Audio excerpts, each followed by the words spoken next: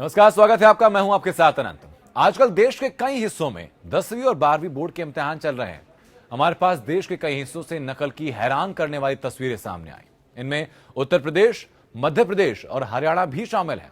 आज देश की शिक्षा व्यवस्था से जुड़े हर उस व्यक्ति को एक खबर देखनी चाहिए जिस पर देश का भविष्य तैयार करने की जिम्मेदारी है। ये ऐसी तस्वीरें हैं जिन पर आप या तो हैरान होंगे या फिर हंसने लगेंगे, लेकिन असल में ये रुलाने वाली तस्वीर है। अगर देश के बच्चे नकल के सहारे पास होने लगेंगे तो इस देश के भविष्य का क्या होगा? आज देखिए हमारी स्पेशल रिपोर्ट, ऐसे बढ़ेगा इंडिया।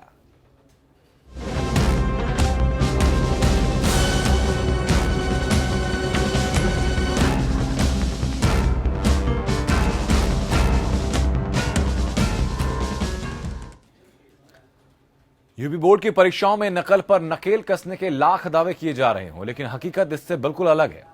भले ही सरकार बदल गई हो, लेकिन परीक्षा में नकल का सिलसिला जारी है। आपको एक नजारा दिखाते हैं आगरा और मथुरा का, जहां धड़ल्ले से नकल की जा रही है। कैमरे में कैद इस वीडियो को देखकर आप खुद स्थिति का अंदाजा लगा सकते हैं।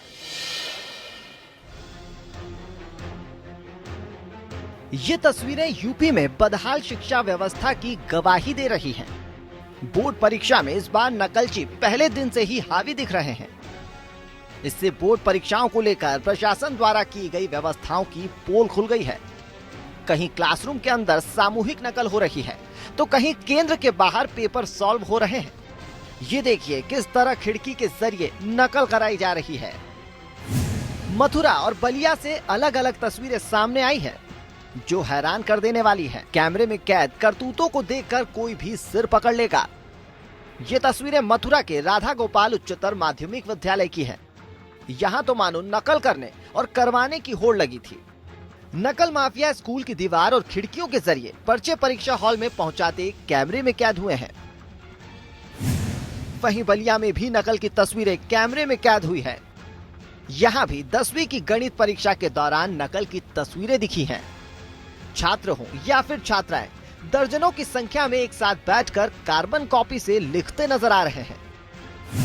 अब तस्वीरें रायबरेली की, जिन गुरुओं पर छात्रों को पढ़ा लिखाकर उन्हें बेहतर इंसान बनाने की जिम्मेदारी होती है, वही गुरु बच्चों का भविष्य बर्बाद कर रहे हैं। मामला रायबरेली के हरचंदपुर ब्लॉक में बाला प्राथमिक विद्यालय का है, जहां परीक्षा चल रही है। लेकिन इस परीक्षा के दौरान जो तस्वीरें सामने आई है वो हमारी शिक्षा व्यवस्था पर बड़ा सवाल खड़ा करती है। जी हाँ, यहाँ छात्रों को खुलेआम नकल करवाया जा रहा है और ये नकल खुद स्कूल के शिक्षक करवा रहे हैं। टीचर छात्रों को ब्लैक बोर्ड में लिखकर और किताबों से देखकर नकल करवा रहे हैं। उधर मथुरा में भी नकल माफियाओं के हौसले बुलंद हैं। नकल माफिया इस कदर बेखौफ है कि छात्रों का उत्पीड़न करने से भी बाज नहीं आ रहे और नकल के एवज में छात्रों से जबरन 10,000 से 15,000 तक की वसूली की जा रही है। पैसे न देने पर छात्रों के साथ मारपीट करने तक से नकल माफिया के गुर्गे गुरेज नहीं करते और उत्तर पुस्तिका तक छीन लेते हैं। छात्रों का बेशकीमती वक्त बर्बाद कर देते हैं।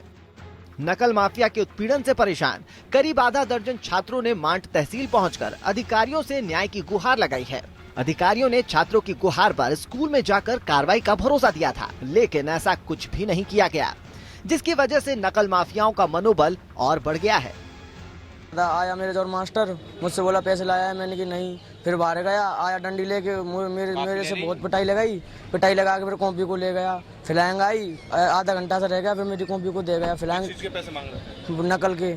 कितने पैसे मांग रहे थे? 10,000 को नकल के लिए पैसे मांग रहा था, 10,000 रुपये। अब हमारी स्थिति तो इतनी है नहीं जो कि हम पैसे दे पाए। वो स्कूल वाला शिवलाल। स्कूल का नाम क्या है? वो आरकेडी इंटर कॉलेज जरारा। इस मामले में आपसे कहीं शिकायत करी है? शिकायत करी है, एप्लीकेशन दे दी है अभी। क्या कह रहे हैं अधिकारी? अधिकारियों ने, हमसे तो बात नहीं है, इनसे बात हुई है भाई साहब से, हमारे से और आश्वासन दिया है।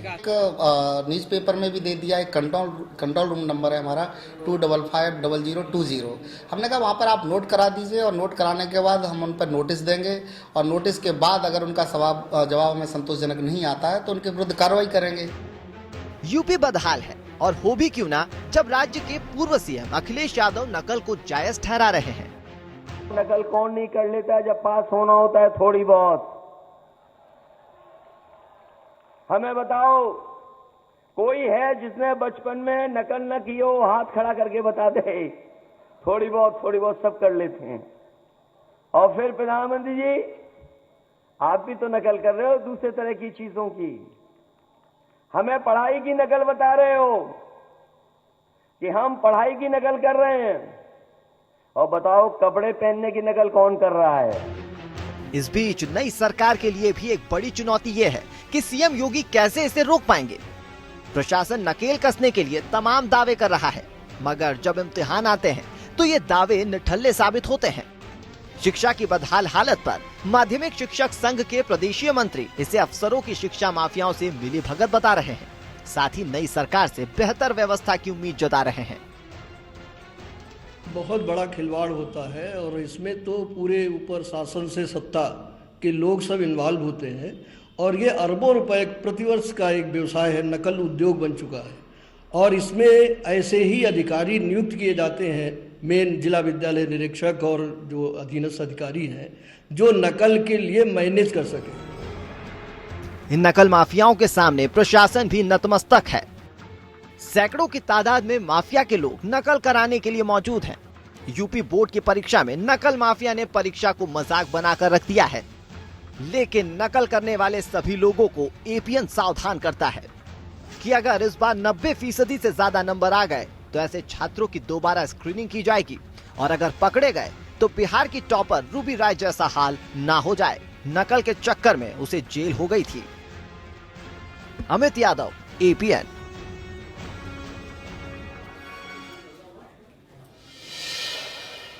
उधर बिहार में इंटर और मैट्रिक 2017 की टॉपर सूची में आने वाले परीक्षार्थियों की उत्तर पुस्तिका की दोबारा जांच कराई जाएगी।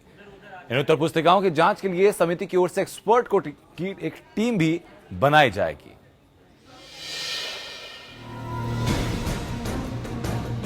टॉपरों की दोबारा जांच। यूपी का तो हाल बुरा है, लेकिन बिहार भी पीछे नहीं है। पिछले साल के टॉपर घोटाले के बाद बिहार शिक्षा बोर्ड अब फूंक फूंक कर कदम रख रहा है। बिहार विद्यालय परीक्षा समिति की माने तो रिजल्ट में टॉप 100 में आने वाले परीक्षार्थियों की कॉपी को अलग से रखा जाएगा। इसके बाद एक्सपर्ट्स की टीम से इसकी जांच कराई जाएगी। इसके बाद ही टॉपर की लिस्ट तैयार होगी।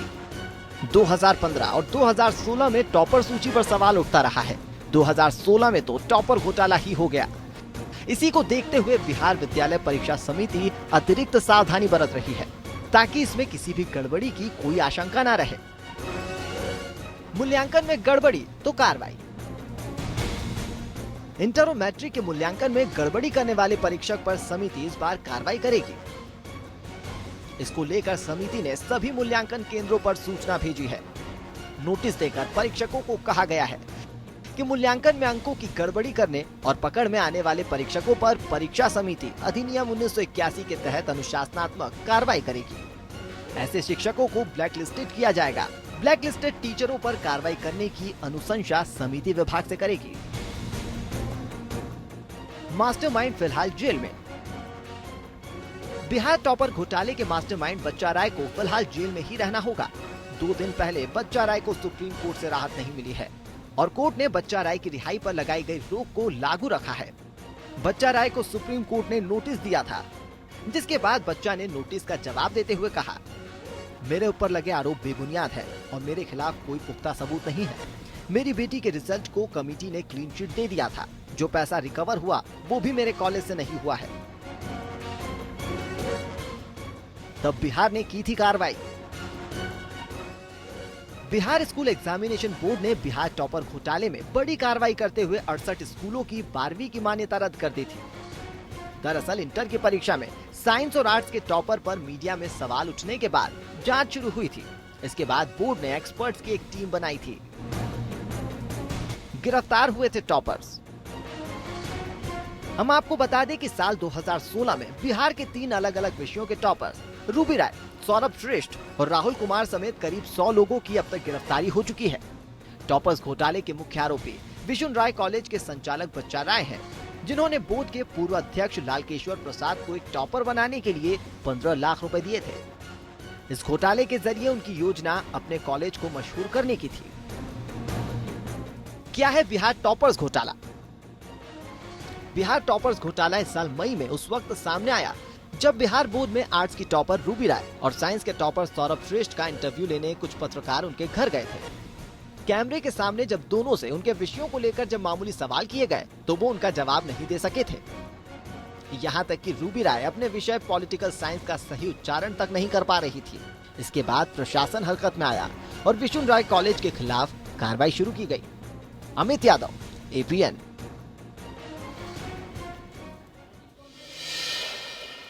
और ऐसा भी नहीं है कि नकल के मामले सिर्फ यूपी या बिहार में होते हैं। नकल के मामले में हरियाणा का भी हाल बुरा है। इसी महीने वहां भी बोर्ड के इम्तिहान हो रहे हैं, लेकिन दूसरे राज्यों की तरह वहां भी नकल धड़ल्ले से जारी है।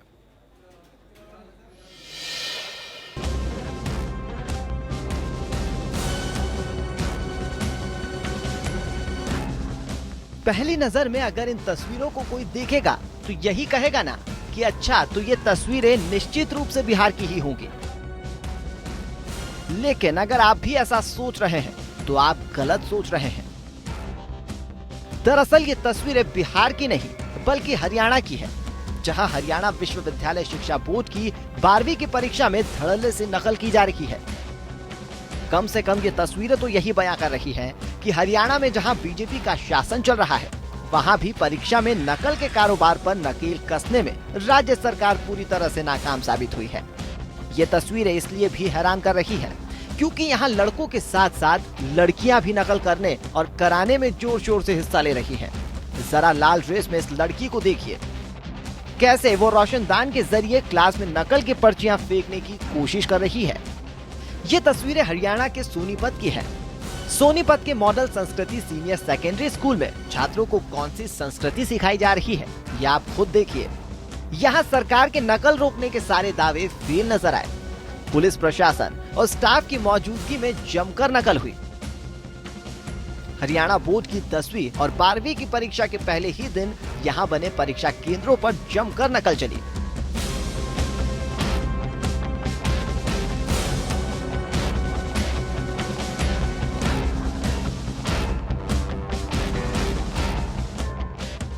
परीक्षा केंद्रों के बाहर लगाई गई धारा 144 की धज्जियां भी जमकर उड़ती नजर आई। इतना ही नहीं, परीक्षा केंद्रों में लगाई गई पुलिस प्रशासन और स्टाफ की मौजूदगी में ही नकल होती नजर आई।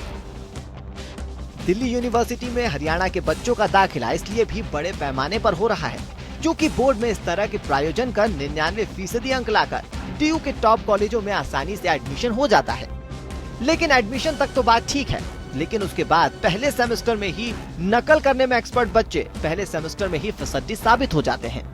यूपी या बिहार में जब इस तरह की खबरें आती है तो मीडिया इनको खूब प्रमुखता से जगह देता है, लेकिन यही मामला जब दूसरे राज्य में होता है तो दब कर रह जाता है। कहने वाली बात यह है कि सिर्फ यूपी बिहार ही नहीं, देश के कई राज्यों में नकल का काला कारोबार चल रहा है और इसे बंद किए जाने की जरूरत है। अमित यादव, APN।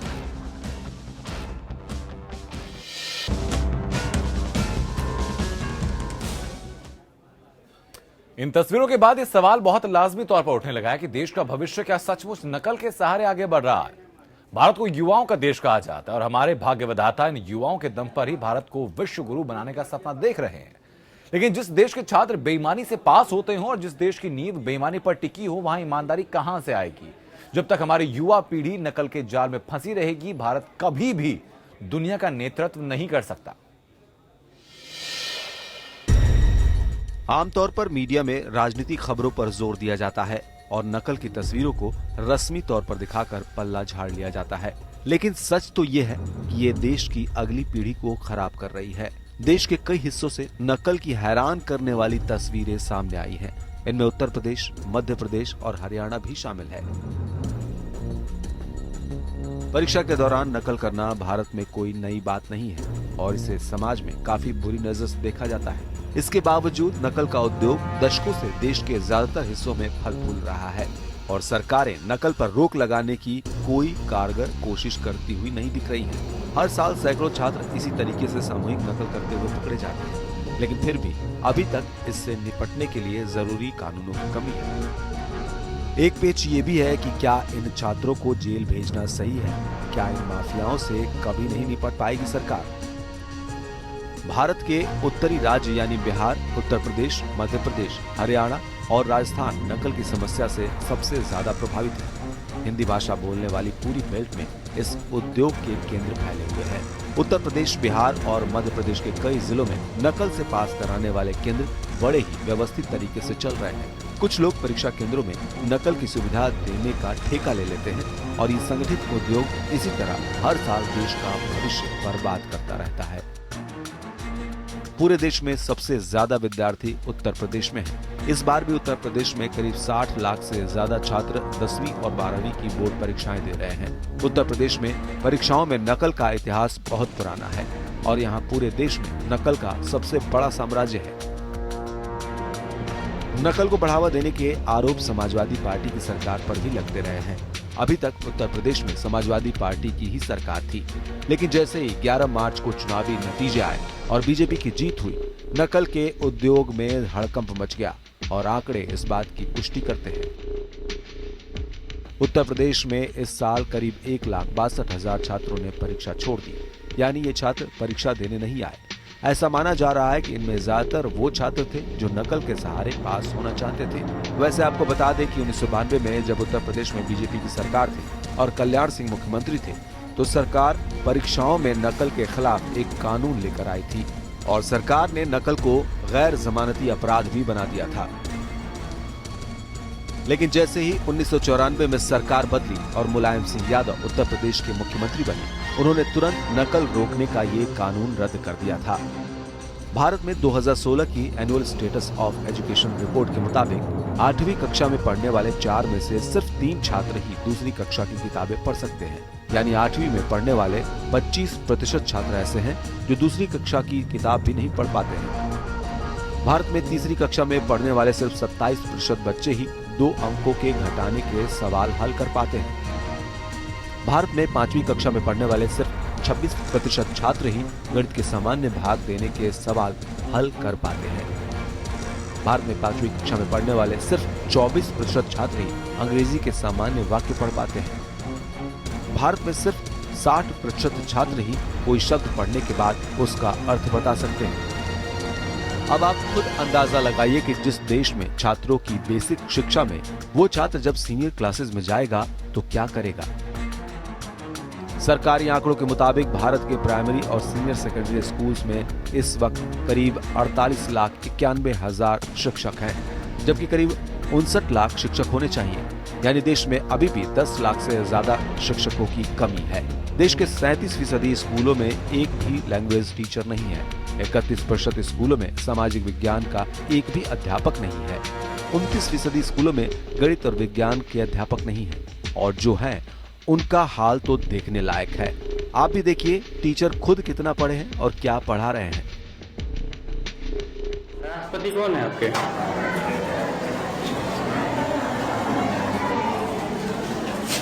मैडम, मैं आपसे बात कर रहा हूँ।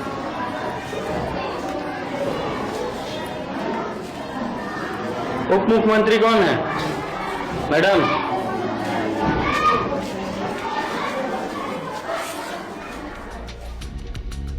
जाहिर है कि जब स्कूलों के शिक्षक ही नहीं होंगे तो बच्चों को पढ़ाएगा कौन, और बच्चे जब बिना पढ़े परीक्षा देंगे तो पास होने के लिए नकल का सहारा ही तो लेंगे। हमारे देश में शिक्षकों की भर्ती में घोटाला होता है और छात्रों के एडमिशन में भी घोटाला होता है, और परीक्षाओं का हाल हमने अभी आपको दिखाई दिया है। यानी हमारी पूरी की पूरी शिक्षा व्यवस्था ही बिगड़ गई है। जरा देखिए इनका हाल। ये प्राइमरी के बच्चों को जनवरी की स्पेलिंग बता रही है।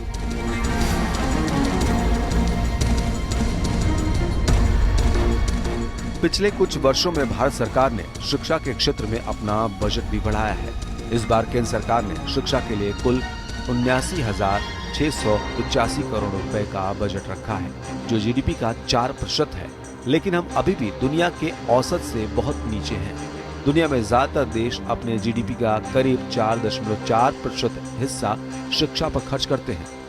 दक्षिण अफ्रीका और ब्राजील जैसे विकासशील देश अपने जीडीपी का 6% हिस्सा शिक्षा पर खर्च करते हैं। अमेरिका भी जीडीपी का 5.4% हिस्सा एजुकेशन सेक्टर पर खर्च करता है। हमारे देश की एक पूरी पीढ़ी बेईमानी की तरफ बढ़ चुकी है। ये बहुत ही खतरनाक संकेत है। परिश्रम का फल हमेशा मीठा होता है, और आज इस जमाने में भी ये बात पूरी तरह सही है। अमित यादव के साथ अरविंद चौरसिया, APN। फिलहाल हमारी स्पेशल रिपोर्ट में सिर्फ इतना।